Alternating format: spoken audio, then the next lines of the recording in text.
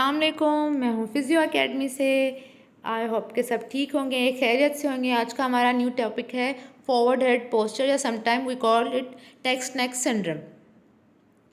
तो होता क्या है टेक्स्ट नेक सिंड्रोम या फॉरवर्ड हेड पोस्चर? ये ऐसी कंडीशन है जिसपे आप जो है आपका हेड फॉरवर्ड ही शिफ्ट हो जाता है due to excessive use of mobile phone, excessive use of other digital devices. उसकी वजह से आपकी नेक का जो वेट है वो डे बाय डे इंक्रीज़ होता जाता है जैसे जैसे आप जो है सीवियरिटी की तरफ जाते हैं। जैसे कि इस पिक्चर में शो हो रहा है कि जब आप नॉर्मल पोस्चर होता है तो आपका हेड और आपका शोल्डर एक लेवल पे होते हैं, तो नॉर्मल वेट होता है आपकी हेड का। जैसे जैसे आप फॉरवर्डली होते जाते हैं या आपका शोल्डर लेवल से आगे जाता है आपका हेड, आपका हेड का वेट बढ़ता जाता है, जिसकी वजह से मसल पे स्ट्रेस आता है, आपके लिगामेंट पे स्ट्रेस आता है, आपकी बोन पे, आपकी सर्वाइकल स्पाइन पे स्ट्रेस आता है। वह समटाइम कॉज करता है सीवियर हेडेक। फिर हम आते हैं कि इसके साइन एंड सिम्टम्स क्या हैं। सबसे पहला साइन जो है फॉरवर्ड हेड पोस्चर का हेडेक है, अननेसेसरी हेडेक, या फिर सुबह उठते ही सीवियर हेडेक हो। सेकेंड कॉज है नेक पेन और डिस्कम्फर्ट। नेक पेन और डिस्कम्फर्ट इसलिए क्योंकि आपके मसल्स जो है नेक के, वो किसी मसल पे ज़्यादा टेंशन आता है, किसी मसल पे कम, इसकी वजह से डिस्कम्फर्ट और पेन स्टार्ट हो जाता है। Third, muscle tension in the neck and shoulder. Fourth, chest pain, ये severe cases of the forward head posture में होता है। और numbness in arm and hand, ये भी severe cases of forward head posture में होता है। ठीक है, अब इसको हम असेस कैसे करते हैं, सेल्फ इसकी असेसमेंट कैसे होती है, कैसे चेक किया जाए कि आपको फॉरवर्ड हेड पोस्चर है या नहीं है। इसके लिए आपको क्या करना होता है, वॉल के अगेंस्ट आपको खड़ा होना पड़ता है और आपका हेड देखते हैं कि वॉल से टच हो रहा है या नहीं हो रहा। अगर हो रहा है तो वेल एंड गुड, यानी कि आपका पोस्चर ठीक है। अगर वो वॉल से फार है या दूर है या जो है डिस्टेंस है, तो वो शो करता है कि आपको फॉरवर्ड हेड पोस्चर है। अब वो कितना डिस्टेंस है, ज़्यादा डिस्टेंस है तो वो सीवियरिटी को शो करता है, कम डिस्टेंस है तो वो माइल्ड या मॉडरेट को शो करता है। फिर हम आते हैं कि how to prevent forward head posture या फिर how to treat forward head posture. सबसे पहले बात करते हैं ट्रीटमेंट की। तो पहला जो एक्सरसाइजेज है वो चिन टक एक्सरसाइज है। आप 2 फिंगर प्लेस करते हैं अपनी चिन पे और जेंटली उसको पुश करते हैं बैकवर्ड, या फिर आप उसको ऐसे बोलेंगे, आप retraction and protection of mandible करते हैं, जिससे आपका सर्वाइकल का जो कर्व है वो वापस अपनी जगह पे जाए और आपका जो फॉरवर्ड हेड है वो बैकवर्ड की तरफ जाए। सेकंड एक्सरसाइज है नेक फॉरवर्ड फ्लेक्शन। उस पर आपको क्या करना है, सेम पहले की तरह आपको 2 फिंगर प्लेस करनी है अपनी बॉटम ऑफ द चिन पे, एंड देन आपको एक हैंड से फॉरवर्ड फ्लेक्स करना है नेक को।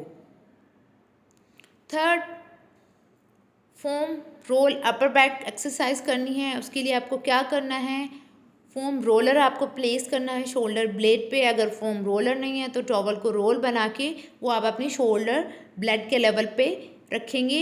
लेकिन एक ये जो एक्सरसाइज होगी वो किसी हार्ड सरफेस पे होगी। हार्ड सरफेस पे आपको फोम रोलर रख के उसके ऊपर आपको लेटना है, एंड देन आपको जो है स्ट्रेच करना है अपने आप को। ये हो गई आपकी foam roller upper back exercise.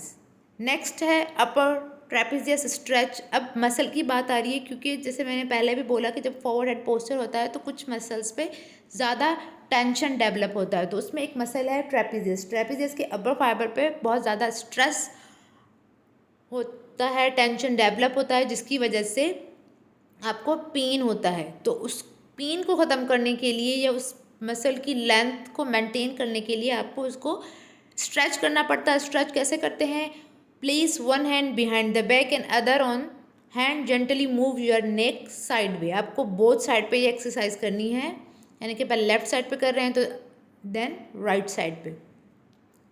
फिर उसके बाद हम आते हैं वन आर्म चेस्ट स्ट्रेच। जैसे मैंने बोला कि चेस्ट पेन भी होता है, तो उस चेस्ट पेन को ख़त्म करने के लिए, क्योंकि आपके जो चेस्ट के मसल होते हैं या एंटीरियर चेस्ट के जो मसल होते हैं वो हो जाते हैं शॉर्टनिंग, उनके अंदर शॉर्टनिंग डेवलप हो जाती है, जिसकी वजह से लोग जो है स्लाउच होके बैठते हैं। तो उसको स्ट्रेच करने के लिए आप क्या करते हैं, place one arm along the wall and stretch. ठीक है, आप और ये दोनों साइड्स पे आप परफॉर्म करेंगे। ठीक है, तो ये हो गई छोटी सी एक्सरसाइजेज। ये आपको दिन में जो है एक बार करनी है। एक एक्सरसाइज को आप 10 बार परफॉर्म करेंगे, 10 to 15 रिपीटेशन के साथ डेली बेसिस पे आपको करना है। इंशाल्लाह आपको जो है 15 डेज़ के अंदर विजिबल रिजल्ट मिलना स्टार्ट हो जाएंगे। पेन की इंटेंसिटी कम हो जाएगी, पेन आपका ख़त्म हो जाएगा और आप वापस से आपका जो पोस्चर है वो गुड की तरफ या बेहतर होने की तरफ स्टार्ट हो जाता है।